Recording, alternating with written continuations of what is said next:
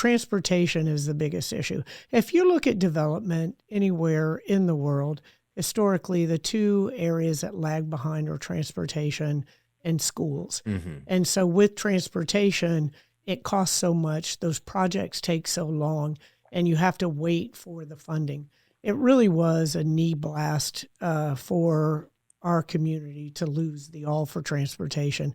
Very few things that, I don't let just roll off my back, but that loss of all for transportation was, especially when the majority of our voters voted for that, and we brought $500 million in no time. And I look at other counties that have that funding around the state, and they're running out of projects to put in place. But that hasn't stopped us. We are moving along with other solutions to transportation, but those solutions do take a great deal of time. And you don't only have to put the solution in place, you have to change the culture too, because I say mass transit in Tampa is more than two people in an SUV. People, and when they want mass transit, what most people really mean is I want those other people off of the road so they're not in my way. Yeah, I put something up on my Instagram about the trolley system and how it's incredible. They're breaking ridership records year after year. You drive by that thing, it's packed. It's more popular than ever.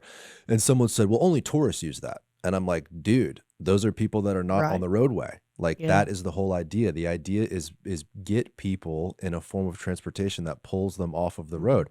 That could include our little cool scooter program we've got downtown. It includes all of that. It's not just car versus train. It's an all-encompassing approach to transit.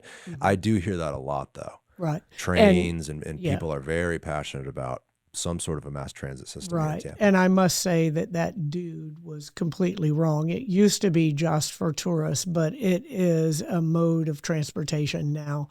And, you look at individuals that are living in Ybor City that can work in Water Street downtown. We are putting the RFP out for the streetcar extension that will go north on Florida to Palm, down to Tampa Heights, and then back south on Tampa.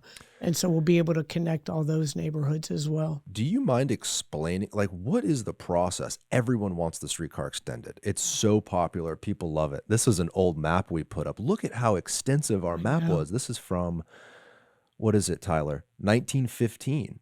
I mean, my grandfather told me he took a car from Seminole Heights down to Ballast Point to go to the park. How awesome would that be if we could somehow figure out a way to bring that back? Not in the same capacity. These are old rickety, wooden streetcars, some more modern system. But I believe my generation, people even older than me, they want this type of urban living that's convenient, that has an adequate transportation system, all kind of encompassed in one urban area. The suburban days, I believe, are over for a majority of younger people. And a lot of younger people moving to Tampa come from other areas around the country with extensive transportation networks. Right. We have a lot of kids coming and staying that, UT, all those kids used to go back up to the Northeast. Now they're all staying in Tampa, and they kind of have that more urban living mindset. I would love to bring this back. But my question was, what is the path? What do we need to do to get the streetcar extended? You mentioned the first step is the RFP. We're on that. We're moving along with that. But to your point of having our entire city connected historically with the streetcar, I always think about the individual or individuals that were standing out by those streetcars, the advent of the motor vehicles that said, we need to get rid of these streetcars. This is ridiculous. I know. But I just went to Switzerland with a group of mayors some months back, and the streetcars, the bus system, the trains, it's just incredible.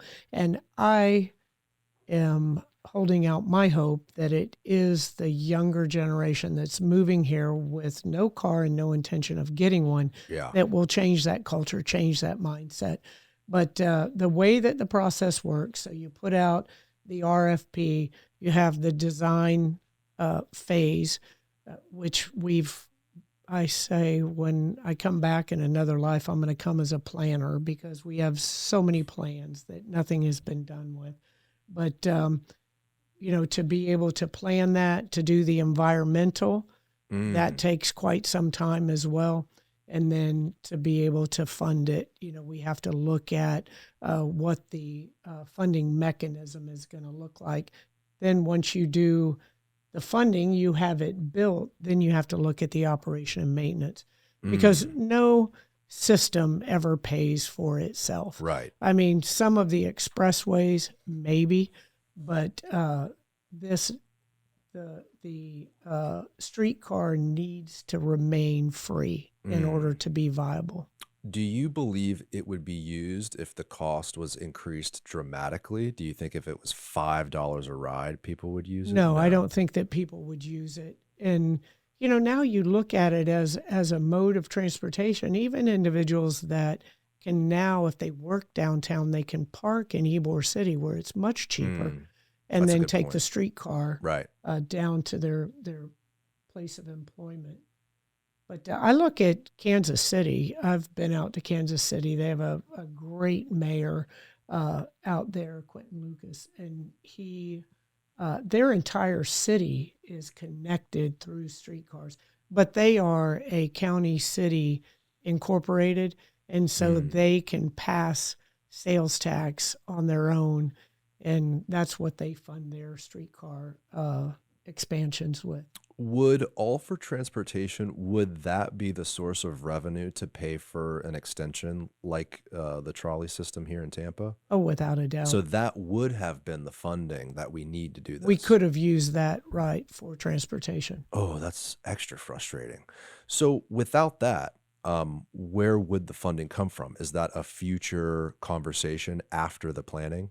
Well, there are a number of different methods for paying for the operation and maintenance.